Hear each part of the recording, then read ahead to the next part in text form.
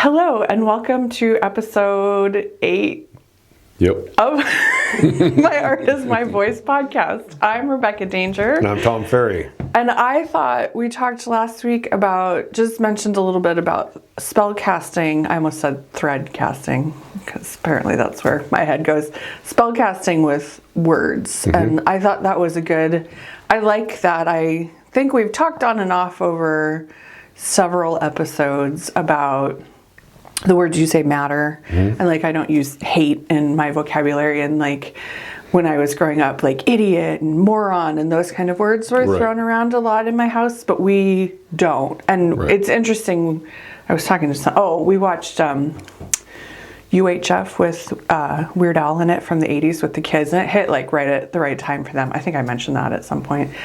But there's the one guy on there who just comes in and he's like, "You idiot!" And it's interesting. I'm hearing the kids start to use that language now, and that's definitely a foreign language to us. Right. So I think especially within creativity, and I know I struggle with it because I start in a painting and I'm like, I know this is going to be crap. And it's it can be really hard to kind of turn that mindset. Mm-hmm. And I don't know, do you have anything to say about that? Yeah, I agree 100%. Words are very, very important. They were a focal point of mine a couple years ago. I've been able to edit some of that stuff. I was definitely very hard on myself in the past. So it'd be like, "You're an idiot. Mm-hmm. I'm clumsy. What did I do that for?" And I think those are easiest and obvious ones. Yeah, we shouldn't call ourselves stupid. Right. We shouldn't call ourselves inadequate. But I think it goes a lot deeper than that. It does. And I think for myself, it was definitely buying into verbiage that was handed to me. Yes. More so than not. I think that was the big realization with the kids. And it is I hear them upstairs because they have their space upstairs. And so I'll be downstairs and I'll hear them being like, "Idiot." And it's oh, that is not language that we gave them. Right. That's something that they've heard and they're repeating. And they may have a totally different meaning. Well, that's not true. That it's good or bad, That's but true. It's not really good or bad. It's what is the meaning we're putting behind those words. I just think it's I know we both love Jim Henson, and we watched that documentary on. Do you remember where that was? I don't remember what it was called. It was about something. Jim Henson. And it was how he always felt like he was behind on time and he didn't have enough time. And then he died at 52 or whatever, really young. And I think about that. I feel and I think some of it is societal, especially right now, where everything's so fast. But I do frequently, I don't have enough time. And I think even things like that, if you can kind of switch it to, I have all the time I need. Or that's a difficult one for me. I've spent years trying to switch that. Yeah. I don't know, for myself, it just doesn't seem to be possible not to just have that instantaneous, I don't have enough time. Right. So. And I think that might be just part of our physiology, biology too, right? We're all getting older every day. Yes. So the older I get, the more gray I get. The more gray I see, the less time I have. Right. So there is a reminder that's always being popped up there. That is true. And I do find on specific projects that when I feel like I'm running out of time or I feel like I need to get something done, then I seem to consciously be able to go, I have all the time in the world to finish this. And kind of just let that whole time thing disappear. I think it's that, just replacing if you have a negative, or you view it how you view it, right? Right. You can totally right. flip the perspective on the word too and be like, "Oh, that is not what I thought it meant." Or if you're thinking I don't have enough time, what if you flip the script and then say, okay, what tools can I use in place to help speed up what I'm doing? And then celebrate the gains in time. Right. I think that's the thing. We're not celebrating the positives that are popping in as much. Right. And I feel with the kids with the neurodiversity, we went to behavioral psychologists for years, and it was that 10 positive interactions for every one negative. And when you have a child that's having a lot of struggle, you're good job standing up off the couch, good job putting your shoe on, good job taking that Right. step. Like Right. you're just looking for whatever you can Right. say to be like, you're doing great, because there is so much. And we never got to the 10 to 1, but Right, right. we're No, at least it's trying, extremely right? difficult, right? And I think that applies to everybody, though. I think, however much negativity your parents gave you, if they didn't equal that out, I think that transfers to our adult world as an artist, where somebody comes up and tells me how wonderful it is and blah blah blah, and then I just kind of let that go, and then the next person says how they don't like it, and that becomes my focus. Right. That's I think that more of that, hey, you got up and you took a shower Right. and you Just showed giving up. a compliment and saying, Right. great. I think, and especially towards ourselves, because I do think there's so much negativity out there, and just that awareness of words, I think. But like our one friend was a school teacher forever, and she is so positive, and like whenever she talks about how she talks to herself, it makes me change how I talk to myself. Absolutely. And she just lets herself act like a child, and like the slowest kid in the class that needs the most support. And I don't know if it's, my life experience, my family, where I was born, how I've grown up, or if it's somewhat societal too. I don't feel like we allow people to make mistakes and play and Right. just like all of those things that our friend does for herself. Right. And she does amazing work, and Right. she's very successful. And she's had many failures and many mistakes. Right, because we went in Right. and she has in her studio the whole room of unsold paintings. Right, unsold paintings, the whole room. Right, but I've never met another artist that's like, look at all this work that I've done that's just sitting here. Like I think for most, mine's hidden Well, I don't. upstairs. There's very right? few artists that have a whole room full of unsold work and are still doing work. Right. Like there becomes that Right. point of like, do I need to show up for this? Right, but she just keeps going. She just keeps going. Yeah, No, she's very inspirational that way. she is. Yeah, I think. And she definitely speaks very positive about herself and her work. And And she I does think good that's the work. thing. Like if somebody's viewing your work and gives you a compliment, you shouldn't say, well, I could have done this a little bit better, right? Right. All of those are internal spell casting of not Right. accepting those compliments. Right. And it's awkward to sit in silence. I mean, that was probably the bigger struggle for me, is I hate silence. And especially in the more people, the less I hate it. So it's extremely uncomfortable place for me not to be having a conversation of sorts. Right, trying to fill the. I like silence, but maybe not around other people, right? Like, I'm really happy in silence. Right. But yeah, if I'm at an art gallery opening, it's like I feel like I have to say Right. something, and then I don't. Yep. Yeah. So, Yeah, and for me, like it was trying to get so in tune with my body that I know what the difference between awkwardness and anxiety felt like. yeah, Because anxiety would tend to send me into fight or flight. I've figured it out. Right. But in awkwardness for myself, it's the same butterflies in your stomach. It's the same this and that, but it's not coming from a place of fear. It's coming from a place of unknown. That's true. And I think you can separate those two out. So usually when I'm sensing the awkwardness is coming on, I tend to be able to consciously make the choice to be more curious about what's going to happen and quit trying to predict it and quit trying to make more of it than is not. And then at the same time, like I'm frequently in the awkwardness and I'm still there and show up. But then I went to that dying group a few weeks ago, and it became the anxiety to the point where I had to leave early Right. because it was no longer awkward. It had turned into like very edge of panic attack anxiety. Right. But you're right. There's something, show up in the awkward. Right, just show up in the awkward. The middle, the messy middle, Yep. it's the awkward stage, right? And then to go back to spell casting, the words that I try and primarily focus on for myself is those days when the creativity's there, the energy might not be there, or the momentum's not there, and then I start telling myself I should do this, or I have to do that. And that just ends up spiraling for me into too many decisions to be made that I'll just sit on the couch. I think those are the quiet words that are Right. really dangerous. Yeah, they're the ones that most of us, I don't believe, are aware we're even saying. Right. And definitely are not aware in conversation when we're speaking to other people that we're saying them. Right. And, Right. And basically, the way I ended up kind of breaking through my own was I had a whole list of words that I handed to my wife and told her she had full authority to call me out when she needed to. And that in itself is awkward, to be called out in the middle of a sentence like, is that the word you're going to choose today? Right. You know, I would invite you to think about another verb. Right.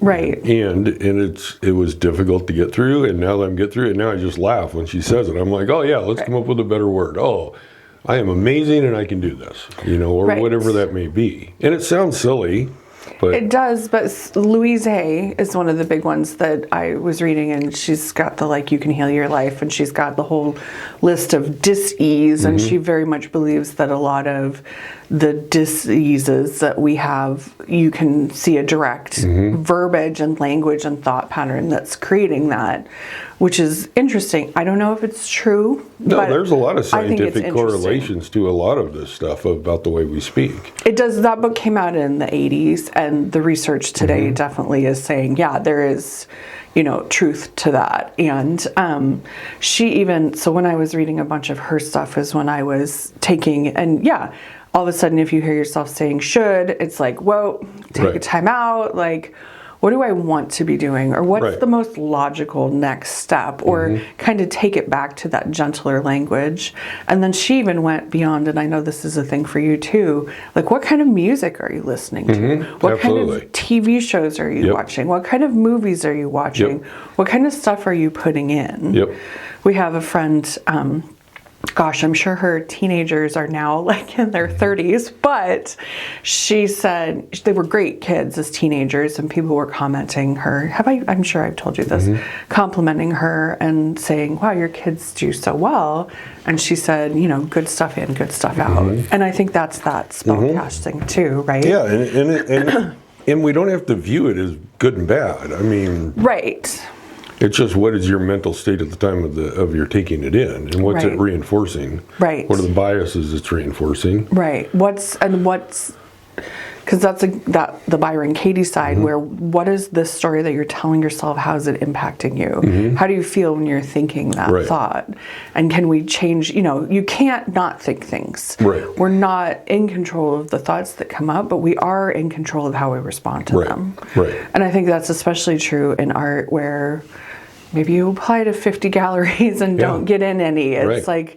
that's when you have to do, of course you're going to start, what is wrong with me and my art's no good, and the Right. room full of unsold paintings could be proof for that artist that she's not good enough. But it's not true. No, it's not. She probably sells more than most artists that we know. Right. Because she's putting herself Yes, out she there does. all the Absolutely. time. So, right. It's a constant. There's no fear of failure at all.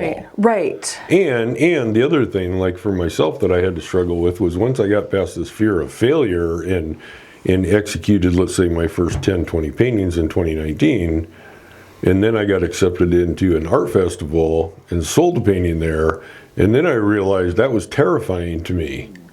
And then I realized there was just as much fear of failure. There's a fear of success in some of us too. I think that's a huge thing to talk about, because I do feel like, especially if you've had any kind of wins in the past, which I mean, and this sounds so like, oh, poor me, I had a win and now I don't know what to do. Right. But the reality is sometimes when you're not afraid to fail and you're just doing your thing and all of a sudden it takes off, you maybe don't know what you did. Right. And then you're like, well, how do I repeat that? Right. And then I think, we both have had success to the point of discomfort. And so I think then thinking of where that could go again and being successful can become a huge block for you too. Yeah, absolutely. Right. Yeah. Yeah, I'm definitely more guarded. Right. Yeah. You just get that way. So Right. it is about just being able to realize we have a ton of lenses we're all looking through. And what's the lens do I want to be? Does it want to be a gloomy day or is it going to be a sunny day? Well, and sometimes just showing up in the studio is enough, even if you don't do anything. Right. Or just, even if it's your dining room table. Just showing up and putting your mindset into the art making or whatever it is you're doing. Sometimes that's enough. And I think there's a lot of that thoughtful work that's important in creativity that we don't necessarily give credit to. Yeah, I think we have a chance to create every day, whether we're feeling, whatever that creativity looks like. So one of the things that also helps me on let's say a gloomy day where it's like everything's triggering me, or I don't feel like I have direction, let's say. If I'm going out of the house to do errands or whatever, on those days I very consciously make a choice to make somebody smile. And that becomes a challenge then. And then when I achieve that, it just brightens my day. And now my day isn't so gloomy. You can do something if you set your mind to it. And it goes back to like spell casting and turning this reality into something that works not only for you or me, but works for all of us. And I think that's important to realize, is like what we say to people every day matters. Right. One of my big ones when I was heavy into the language stuff was somebody cuts you off in traffic or goes flying past you or pushes you down the freeway and you have to get over into the other lane, whatever, any kind of unpleasantness on the freeway or road in general. And I would, instead of what an asshole, bro, what's wrong with this guy?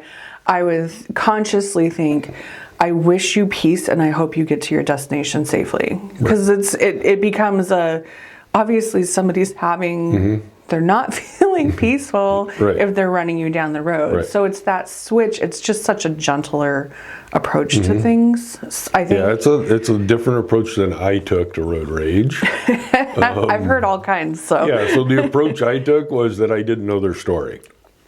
So then I started telling. So the silly story that I come up with that would just let it drift away would be that they had a mouse in their car. They're driving erratic because of that. And that was all fun and games, but then it goes back to spell casting in that 3 months after I had started doing that, and I had shared that with my wife and we laughed about it. And then I had a mouse in my car going down I-5 that come out the windshield wiper hole in the hood or something. And I'm just like, but it was hysterical, right? I mean, it was like totally. Because you'd been prepared for that moment. And I believe in that moment of growth that I was showing up for, like every time somebody cut me off or whatever, and then I'd repeat that story. In my mind, that's what magic is because the universe now was confirming that story is a possibility. It's possible. So it's embracing that. It's not me being upset I have a mouse in the hood of my truck going down the road. I mean, we live in the country, so we do all occasionally get mice. That was a wake-up call here. Yeah, but it was about understanding like, anything is possible, and I can steer reality. Right. We were talking the other day too, like and it's not like, I know what I'm saying is not easy, and I have put years into changing my mindset, and still I, had Wednesday where I was in tears and, just kind of a mess. And so like for real, that happens for me too. But right now I'm losing my train of thought. Shoot. I don't know. What was I saying? The mouse. Well, there it goes. Hopefully I'll come back to it. It's like it's right there and I can't quite. That's fine. We'll come back to it. So do you think being vulnerable, saying you cried on Wednesday, interrupted that brain segment? Maybe. I'm just curious. Not really. I mean, everybody knows I cry a lot, I think. Right. So, I mean, I cry myself. I've realized crying is good. And there's now like in men in particular now, there's scientific studies coming out that is one of our body's ways of getting rid of cortisol and adrenaline. So. Yeah, I do think, I remembered what I was going to say, but I do think that, again, this is where over time, and again, it's not easy, and you still feel those feelings, even if you do something positive with it. I was able to take how I was feeling Wednesday, and I can share some more on it too, and I think I've turned it into something really good. And awesome. so that's what I was saying is, over time, especially in the negative moments when they come up, or what feels heavy and negative and what we would label as negative emotions. I say, I see you, I'm going to feel these feelings, and I know you're here to help. And that's what it was. We were talking Wednesday about beyond even, because I know you were saying, like, it is what it is, helps you get through stuff. And mine is, you know, the universe, the world, God, whatever, is actively working in my favor all the time. 100%. So when these things come up like that, Tear Fest on Wednesday, I have gotten back on track. I'm feeling better, and I think I'm moving forward in a stronger direction than I have in years. But it makes sense that there's that emotional outburst with it. And when you have those things, anger means something's going wrong. It's instead of feeling overwhelmed by it and letting it get the best of you. And I did. I mean, I took a nap, but I didn't quit everything I was doing. I took a nap. And then I went, this is an opportunity to readdress what's happening in your life and figure out how to move forward in a way that's more sustainable. Absolutely. So I think, but that's very much that spell casting, right? Instead of, I'm no good, everything sucks, I'm just going to quit, hide under the covers, right? It's okay. And it's being aware of, like, not stacking those events. Like, it's not going to be perfect. Even, I mean, I don't feel great right now. Right now, I feel like this. Not, I'm always depressed, just say what it is. Always upset. But that was, I think it's what led to my depression years ago, was the stacking of the negativity every day. And then pretty soon the world was out to get me all the time, and I was on guard, and I was living in fear, and fear was driving everything. And now it's kind of just like, no, people are weird, and it is what it is. I mean, like, I don't know. I mean, I'm weird. I know I am, weird but people, there's weirder than me, which is surprising. It just is who we are. And when you can start embracing all that weirdness, then just life's better. It's true. So on that note, and I think also, so I think this is a fun thing to talk about too, because it also goes back to how you and I met. So part of what had happened, I have these hiding down here, is I had found a tiny, even in a little bag. I guess we could do a close-up of this at some point. Awesome. You remember these, right? I thought I had sold them all, or we gave them away. You gave away paintings, and I gave away the last of the tinies and littles at the Jansen for Halloween last year. So I opened a box looking for knitting needles. That makes sense in my world.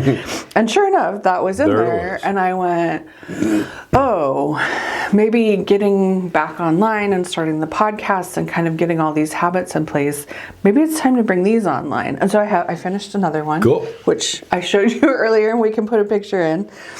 And at the same time, Wednesday was so overwhelming. I found these Tuesday, or I found this one Tuesday. I made that one later. At the same time, it was overwhelming, and I was able to say it's okay and just take a nap. At the same time, part of what was so hard about these is it was a really tumultuous time in our family. We had some significant stuff with the kids, and then I lost my mom.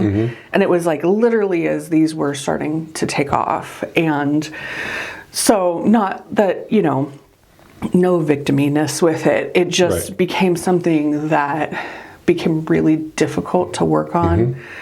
And, you know, there's a lot of detail in there, but basically it was it almost felt triggering because we lost my mom unexpectedly, and it was like right as I got the phone call, I was working on it. And so I think also acknowledging that's huge, and that's heavy, and there's a lot of grief involved with it. And, you know, if you can put that together and acknowledge, we were talking earlier, like, this is where I'm at in my life. It's no wonder I set it aside, and it's no wonder that coming back to it is so heavy.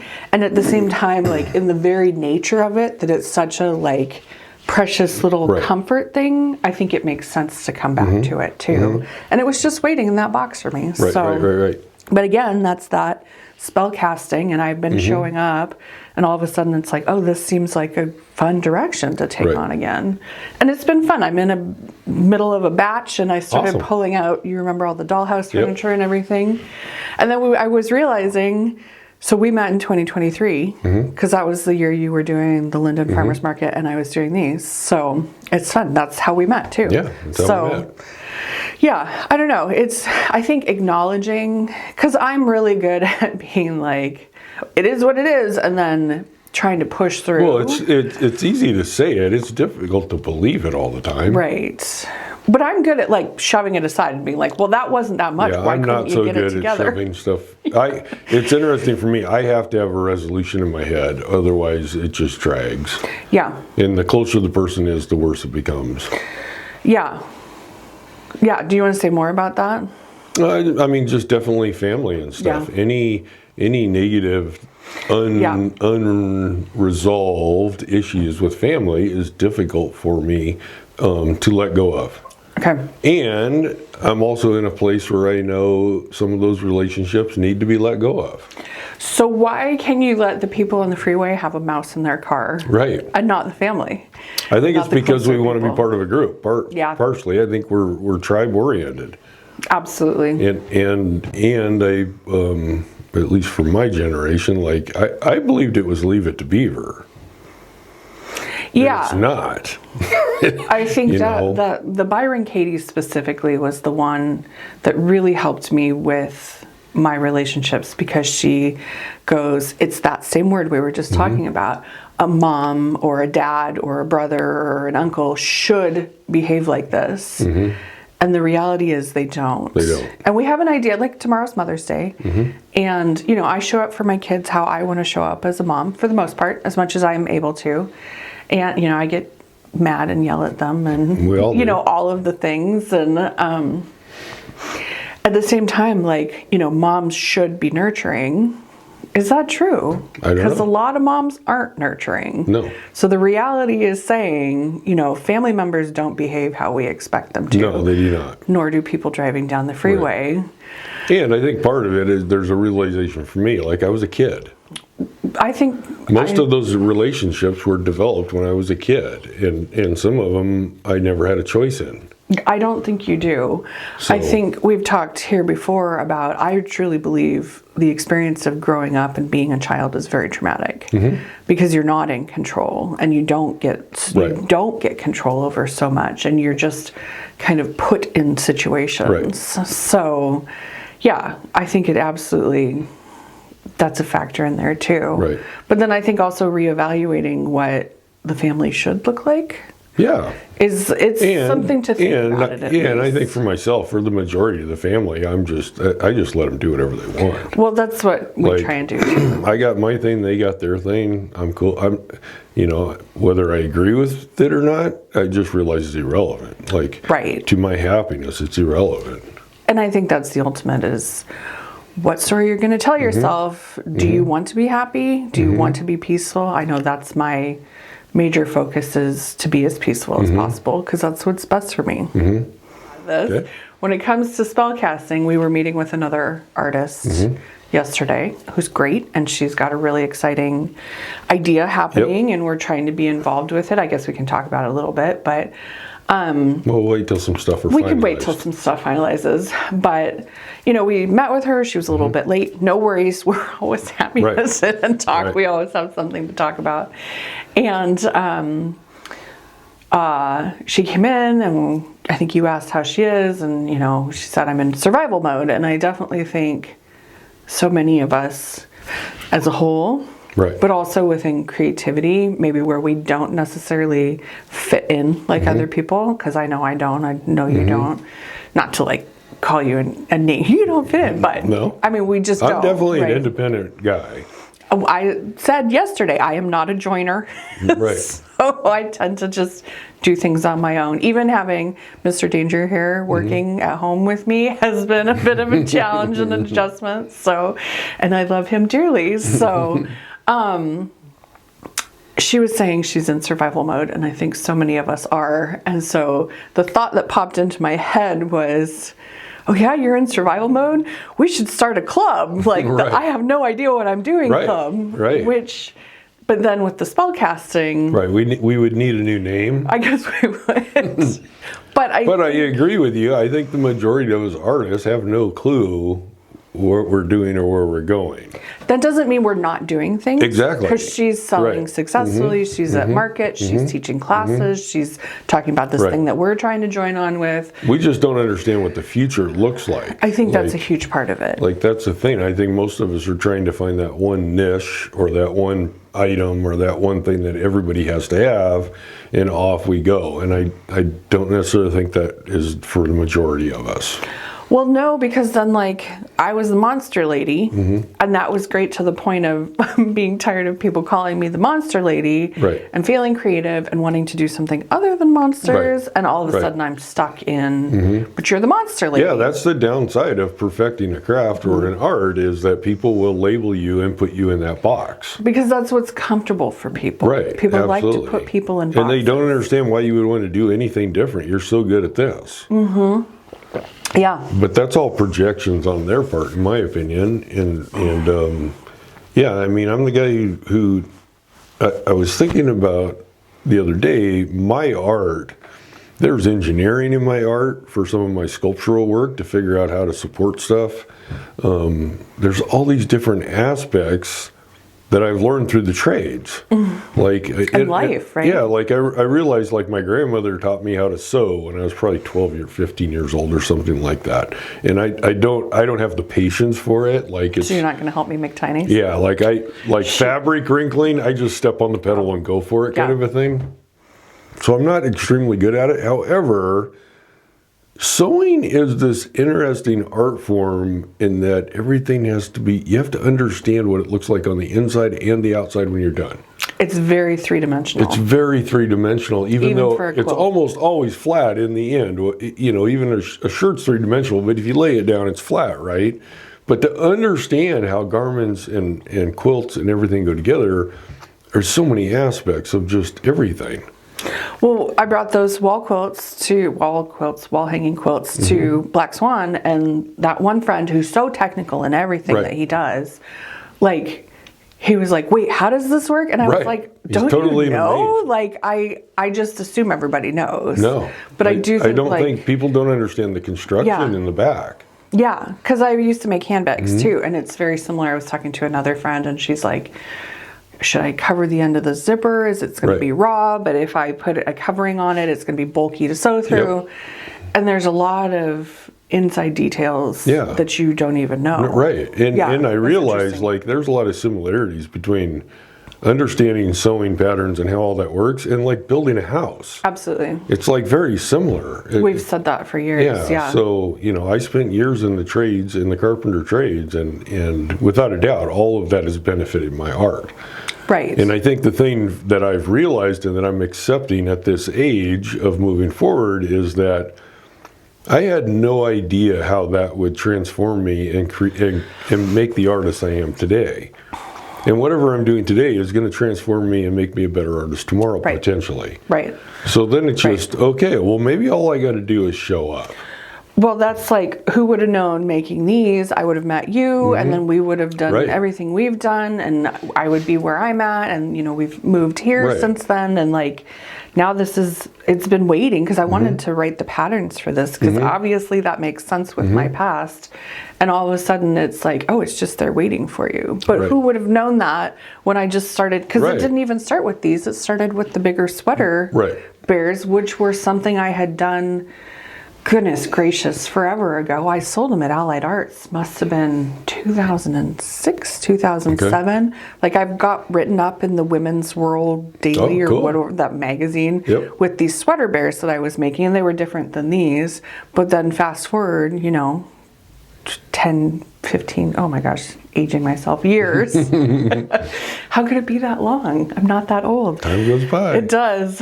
You know, who would have known that would have come up Again. in my knitting patterns and then in the darlings? And you're right. I think it can be so hard to show up when you feel scattered. Absolutely. But who knows what it's leading to? Yeah, no, I don't. And that's just me. Like, definitely for the past couple weeks since coming back from vacation, for some reason, creativity's been drained from me. I have lots of project ideas. I just don't seem to have the energy to move forward. And some of it is like I struggle with the basic stories around finances. So, Yeah, I do too. I'm not where I want to be right now this time of the year.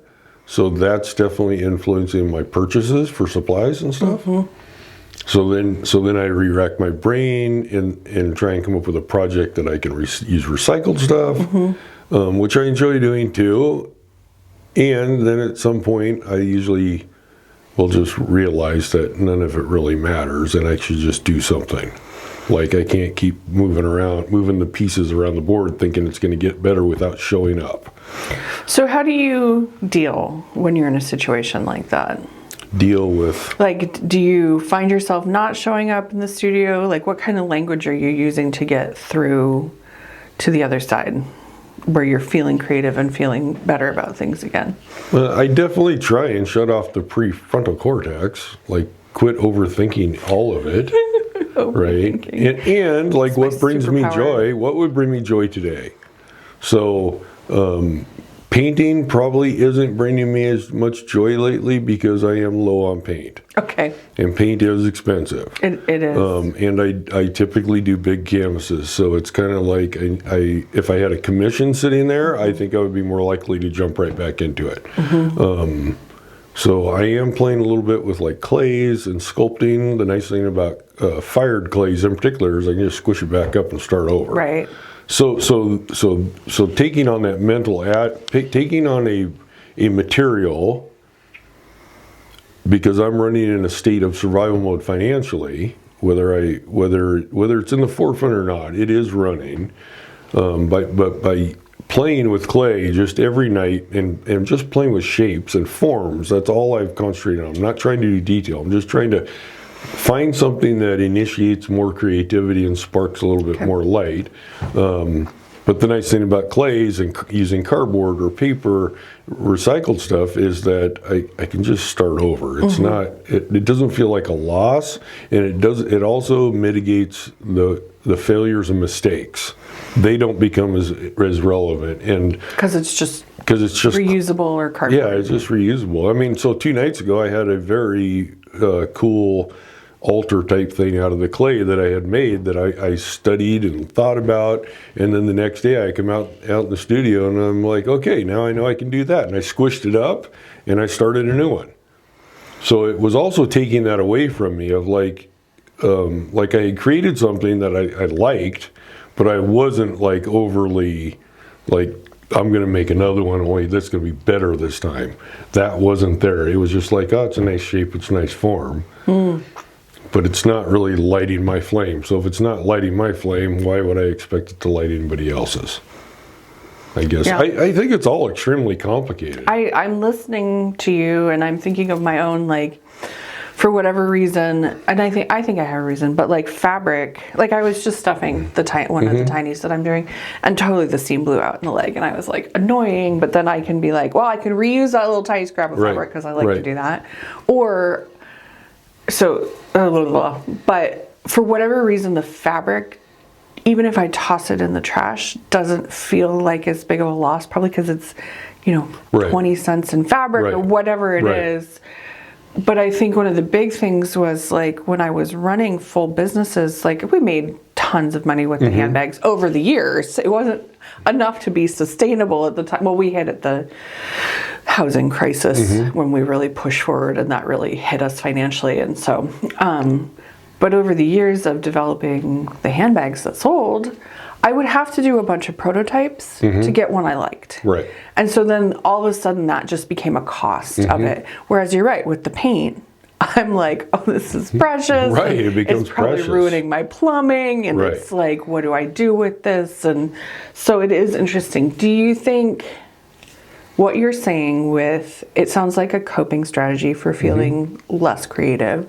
Do you think that's something that's developed over like years, or is that something you've been able to just kind of flip on and off like a light switch?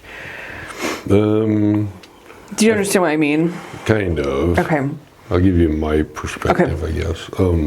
That's what I'm looking for. Yeah, I think the thing for me is in 2019 when I dove into art, like I'm all in. Every spare minute of every day that I have is going to go into just making art. And what I realized during the time was like I was journaling like a ton of emotional childhood trauma stuff. And the creativity was off the chart. Like everything was flowing, and I was freely allowing stuff to flow. And not only was I allowing it to flow, then I would re-look at the entire perspective and sometimes change a whole lens.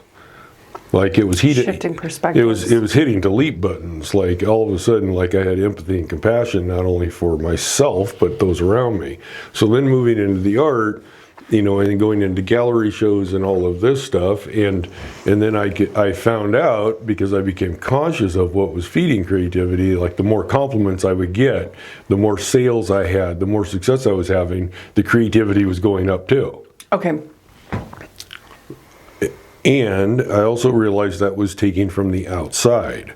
So it wasn't, it got to a point where I felt like I was overcompensating. Like that's all that mattered was the curator's opinion. The external validation. Or the other artist's opinion. And I'm like, okay, I've been here and done this. Like it does not work. In the long term, this does not work. I could celebrate the wins, but to feed off of somebody saying, that's the best bird I've ever seen anybody do, that doesn't necessarily mean I should go do 20 birds. Right? So it's like finding that line of where do I want to put that energy and that creativity. And what I'm finding is more difficult is like the past couple weeks where I don't have that external feedback. And more importantly, what's weird or awkward for me is I'm not seeking it. So in not seeking it consciously, that's just an interesting place to be, because I don't feel like I have to journal anything right now. I feel like overall, for the most part, I have this wonderful life, and it's a magical life, and many people would love to have this life, and I still don't feel like I've achieved everything I want, or I'm doing everything I want, and definitely not financially in the art realm. So yeah, I don't know what the coping mechanism is. I do know there was a time in 2020 or 2021 that I totally bought into the fact that all I had to do was show up. Mm-hmm. Well, when we met, that was one of the, sorry, I think there's fuzz from stuffing. That was one of the things that I know we talked about a lot. Right. And that's one of the things that I knew we would be friends, because I don't hear that from a lot of people. No. Like even the artist yesterday, I think we were saying, just showing up, and she was like, oh, and I mean, maybe she was a little bit more on it, but that's how I'm remembering it. So I do think that is like, because also overthinking and overcomplicating things is, I think I said, my superpower. Like finding these, I'm like, this is so simple. I already know, like, this is simple. I know what to do with this. But it's like I try and make things more complicated. And like I've been focused on follower counts and view hours on YouTube and all of that. And then trying to figure out what all this data means. Like, and how does this affect my today? And does it need to affect my today? But I think what you're saying too, you've found a way to show up with the clay where even if it doesn't go anywhere with a clay thing, you're building that skill set for something absolutely else. And it's allowing your mind to work creatively. It's giving the space to, because sometimes we're not able to show up and be creative. And I've realized, like with clay in particular, I love the feel of texture in clays. Yeah, I do too. I do. So there's some stimulation going on with my fingers of just constant movement and constant feeling the materials, and I don't know, it feels like it puts me closer to something, whatever that something is, whether it's I don't know. I have no clue. Whatever. What makes you feel good. I don't even know who I am, so why would I judge what anybody else thinks anybody? Right. Yeah. But I do think so. And when I say showing up, I don't want anybody to think that like it's head down and paint's going everywhere and clay's being thrown and all this stuff. There is times where I get sucked into reels for an hour. Well, that's what I said earlier. Like, even if you just show up at wherever your workspace is, whether it's a studio or your table or you're going to somebody else's studio to work, I think it's so important. Even if you just sit there and stare off into space. Right. Just be there physically. Right.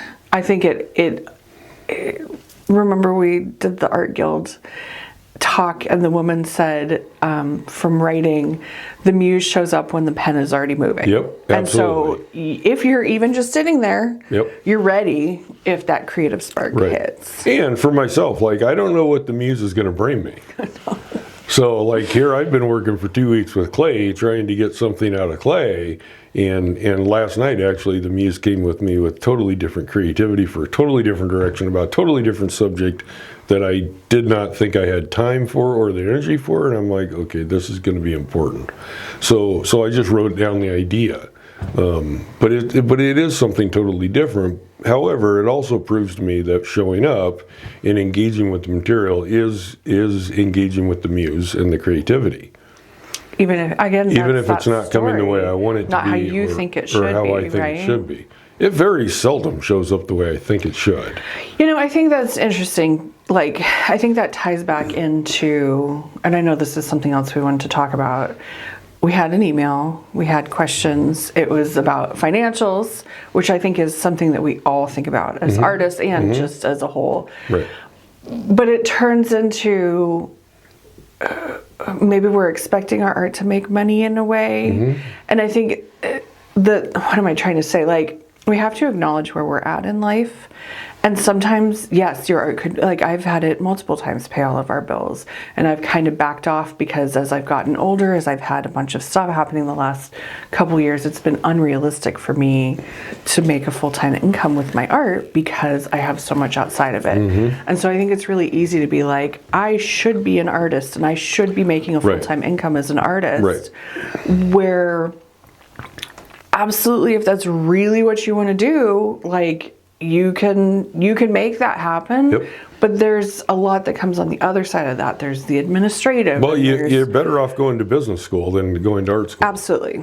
Because the art techniques are not the same as the business techniques. No, not and at they're all. ever changing. They're ever changing, and it's two different worlds. And not all of us are playing in the business world in a way that we even choose to. Like I go back and forth. I would love to get to a place where I can just make art. Well, I think that's the goal for everybody. I think that's what we all want, and I think that's, maybe not for everybody, and obviously everybody's situation's different, but I do think that some of that romanticized vision of, if only I could just make money on my artwork.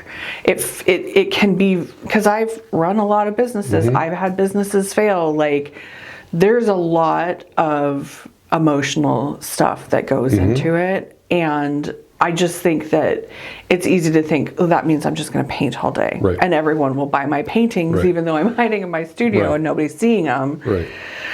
Yeah, I don't know. Well, I think It's one a of my story, frustrations is that we put the value of the financial success in art above the therapeutic success of art. And I think like the therapy both can be there. Absolutely, they can both be there at the same time. Both stories can be true. Yeah, I'm not. And I just don't think it's. I just think using art for therapy is like, that's what I do. Right. But then, how much would you pay a therapist? Can you put that into art supplies instead? Right, exactly. It's reframing Reframing. that of what do you want it to be, and then trying to figure out how to transfer that to the business side in a way that not only works for the customers, but it needs to work for me too. I think, so that brings to the point of, part of why we don't we're not going to sit here and say, this is the 5-step checklist for how to make $5,000 a month as an artist. Sorry about my voice. But I think the thing is, we all feel really lost. Or not everyone. Some people are on it. Maybe they're not watching our podcast if they feel like they got it. But I think maybe we should be watching theirs. The artists, but that's what I'm coming to. The artists that we meet here locally in our community, a lot of them are looking for some sort of answer with their artwork, whatever that looks like. And I think it frequently gets said as the sales side, because I think that's a really easy measure of what looks like a successful artist, is how much money are you making on your art becomes the metric of how successful you are. And I think that it's really easy then to go online or go to the bookstore or go anywhere and be like, gosh, I just need to make money as an artist. Right. That's the solution. And I think that's the hook that gets you. So then I get all these Instagram reels or whatever they're called about, here's how to make money as an artist. Right. And I think those are people who are making money telling you how to make money as an artist and not necessarily making money as an artist. And I think we need to separate that. Absolutely. Because it's really easy to play into everybody's egos and fears and not feeling like they know what they want to do and just being like, here's the 5-step plan, right? Right. But the reality is we're all in different situations. We're all our own unique individuals. Yep. We all have things we love and don't like. And it's not really a one-size-fits-all solution. No, it's not. Which is why obviously we're discussing it, but that's not why we're here. We're here to discuss all the other amazing aspects of art. And the human experience, And the I human believe. experience, Like, which is a just- creative experience. Right, it's just part of it. And we all create every day, whether we think we're artists or not. Well, I have people, I'm sure I've said this before, but I have people come up to me at markets, oh, I could never be creative like you. And the reality is, well, maybe you're creating food. Because I was saying to Mr. Danger, why could my obsession not be like cooking for us? Because nobody in our house likes cooking. Right. Jackie's a very good cook. Jackie's an awesome cook. We don't have I'm that spoiled. here. We are like, the kids like Hot Pockets. That's kind of, and I was like, why couldn't I be obsessed with cooking? That would have been a useful skill set instead of knitting and sewing. That seems less than helpful. So maybe we're creating food, or maybe we're creating a beautiful home, or maybe we're creating drama. Right, or because drama. a lot of us are creating drama. Right. So, and even within creatives. So I think we're all creative. Yeah, I think the thing that I've realized is like most of us are existing in a system that I don't believe works. Or is broken, or however we want to view it. We all know the problems that are going on. But I've also realized like the only way to move forward and create a society that we all want to live in, or a better community, is to take these steps we're talking about of like, what are you saying every day to yourself and to the outside world? And if I'm complaining all the time, number one, a lot of like artists like myself aren't going to want to hang out with you. And it's nothing against that person personally. It's just I don't need the negativity in my life. I've got way more than I can handle right now. There's enough drama. There's enough That's drama going on. So, and I don't believe most of those people are even conscious of that they're creating drama or they're doing this and that. And I would invite them. They need to take a little bit closer look inside and ask themselves why.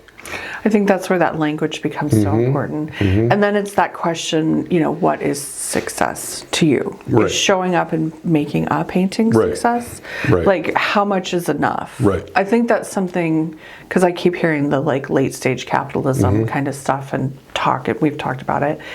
And I do think that we have been in a system, this is my observation, we've been in the system of more, and I don't know, definitely companies, corporations, some of these billionaires that we have, I don't think they're stopping and saying what's enough. No, and I'm seeing is. it with people like you, and I'm asking myself too, what's enough? Like, what is enough? I don't need to, get some company going and go to the moon. Like, I just want to live comfortably. I want to be fairly balanced. And I do feel like the conversation, even when I was a child, was like, dream big. And I know that used to be one of my things. I had a art friend make me a bracelet that said dream big, and I was always dreaming big. And maybe it's dream reasonably. I think Brené Brown says that. Yeah, I think we should have big dreams. I think those should exist. And we should try our best not to attach expectations on them. Well, maybe just or try and force what that dream becomes. What's enough? Right. What's enough? Right. If you're making $500 a month on your art, is that enough? Right. Maybe it is, because everybody's situation is different. Every situation is different. Maybe an artist is making $500 a month on top of everything else they do, which means they can go to Disneyland that year or something like that. Yeah, and I think artists need to be more realistic about like how many pieces can you produce a week or a month, and the pricing should be based on this is what I need to make for that month. Right. Right. I mean, I see, especially galleries are the one that I just question when artists are hanging pieces for $200 or less, because it's a struggle for me to see how we're paying the gallery 40% and making money off of that. Right. And there are pieces we can do in that price range, but I've also seen pieces that should not be in that price range. Right, in that price range. Right. And then you see little teeny tiny something slapped paint and it's $800. Right. And it's like, okay, I definitely, because I've had pieces in galleries sell at like $195. But again, you know, the 40% back, a piece takes me just a few minutes. Right, that's a perfect piece. Right. Yeah, I think it is important to understand like the difference between what's product and what's a one-off. Right. Right, and they're both acceptable to me. I don't have a problem with either one. And that's where each individual artist can decide. Like for me, I am a quantity person. Yep. I tend to make a lot of things. And so, but none of them take me a ton of time. Right. Right. And that's what a product type Right. art needs to be. Right. You have to be using a mold, you have to be using a pattern, you have to be using tools set up for that.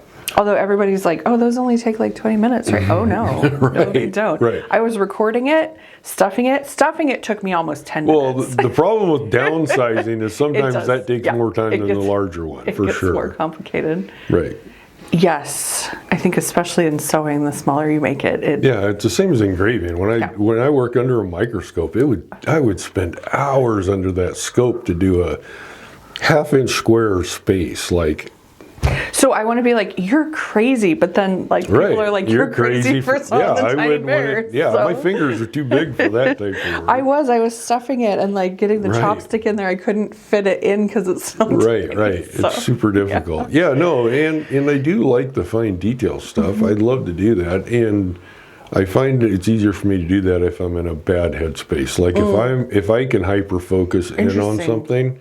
Like I can control this 1 inch of my world. Interesting. But the creative idea already has to be there for that to happen, I've realized. Like that has to come in the past. Then when you're sitting down, it's already developed. Then it's already pre-programmed and I just go unconscious and do my work. This part of why I've always done production work is I love being able to step in to the studio or wherever, always knowing where I'm at in something and always having something I can pick up and go, especially with the kids. We've had a lot of upset. I don't know. To sum up my parenting experience of neurodiverse children in even a couple words is not going to do it justice. But especially like when the kids were it was pretty wild with them when I was making these, and I just have that basket and I'd have tinies in all stages of finish, and I could sit down and be like, okay, these need turning right now, I'm going to turn them, these need stuffing, and in the moment could make that choice and not have to develop a whole creative plan and not feel overwhelmed. You broke it down into steps. Because I'm already overwhelmed in life, so to be able to have it easily accessible. Yeah, and for me on paintings, when I was overwhelmed in life and the painting itself felt like a big project that night, some nights I would just fill up a spray bottle with colored watery paint and then just start spraying and wipe off and spray and wipe off. And by the time I got done, the canvas was so wet, right? So that gave me a way out, like, oh, I accomplished something tonight, it's got to dry. Got to walk away. Right, I got to walk away. And rather than sitting there in that drudge of like, what do I do next, or what should I do next? Yeah, I get stuck in that. Just let it sit and let it do it. And I totally get what you're talking about production. I can get into that if there's a flow set up. That's naturally where I go creatively, is into that. I'm making this, I'm in production and not having to think about it. But maybe that's that, like play and shutting off the frontal cortex we talked about last week, I think. Going into flow state. Flow state. I think it's an instantly accessible flow state for me, for the most part. I'm thinking about doing the faces. They become like a blockage. And then I'll like do all the other parts of it and then get this huge stack and then I overwhelm myself. Because I'm worried it's kind of what makes it. Right. It's the last final detail. Right. And it's what makes it come to life. So then I always worry that I'm not good enough to do it with every single one of these that I've literally made hundreds of and sold hundreds of every time. So I find that's interesting. I'm kind of the opposite, I think, in that it's not till the big smile comes on my face in the final details. Interesting. Well, once it's done and it's cute, then Right. I'm happy. But I mean, not as like I'm doing drama. it, I don't know. I feel relief in that moment of whatever That it's it's done. finishing up. Yeah. And relatively quickly after that, I'm then sad because it did finish up, and now I got to figure out what I'm doing next. So it's a continual cycle of up and down. Mr. Danger was watching a TV show he was really enjoying, and he'd watch it while he was working on the podcast and all the other stuff. And he got to the end of it, and he was like, I don't know what to do with my life now because there's no more episodes of the show. Right. I think it's a very, very similar thing. Like, Right. I finished that What's painting I've been next? working on for 3 weeks. Now what do I do? Right. My life is meaningless. I don't know what I'm doing. Right. Yeah, that's fine. Yeah, and I spend a lot of time out in nature in the backyard trying to, especially right now, I'm realizing Yeah. spring is like one of my favorite times because here in the Pacific Northwest, everything becomes green. And It feels like such all a the new rebirth plants come and in. And a relief from the winter Yep. being done. yeah, I've had red-winged blackbirds on the pond recently, so Love those. that's kind of a new bird at the pond. Is it? Yeah. I love their call. That's why I noticed them. favorites. I'm like, oh, awesome. We had one that was red head and white speckled chest, not a woodpecker. It was almost like a little sparrow. I haven't figured out what it is yet, but that was a new one we hadn't seen Yeah, before. well, purple finches can have red heads. Okay, maybe that's what And, it is. and I then should look there's it up. the little tiny woodpeckers. Well, maybe I don't know. It was an unusual bird for here, and it had a very unusual call too, and it was new. We have the black-eyed juncos, or They're everywhere. they're everywhere. They keep nesting in the They nest strawberries. everywhere. They Oh my nest on the gosh. ground, in the grass. It Yeah, doesn't matter. and then there's that one that we named Starence. And then I think it was nesting in the strawberries, and that's why it was on the wire right there. And Yep. now there's two of them. Yep. And so Coco and I were out there, and they're like jumping around, and I'm Right. like, dude, stop nesting in my strawberries. I'm gonna water those. Like, Right. it's not a good place. Right. So, yeah, the bird report apparently. The bird report of Whatcom County. The older I get, the more I enjoy the birds. Yeah. We have the hummingbirds, and those are Yeah. amazing. Yep. So every time I see one, I believe that magic is real. Absolutely. Magic is real. Yeah. We just They're- have to believe it. Yeah. All right. Well, we probably talked long enough today. Yep. So questions to my artist, my voice podcast at gmail.com. Did we do this last week? I don't feel like we did. Do you want to say your... Yeah, TomFerryStudio.com, Facebook, Instagram, Tom Ferry Studio.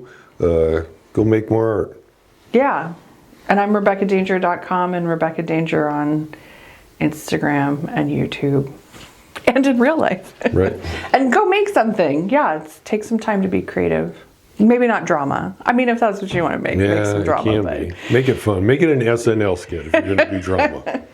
So we will see you again next week.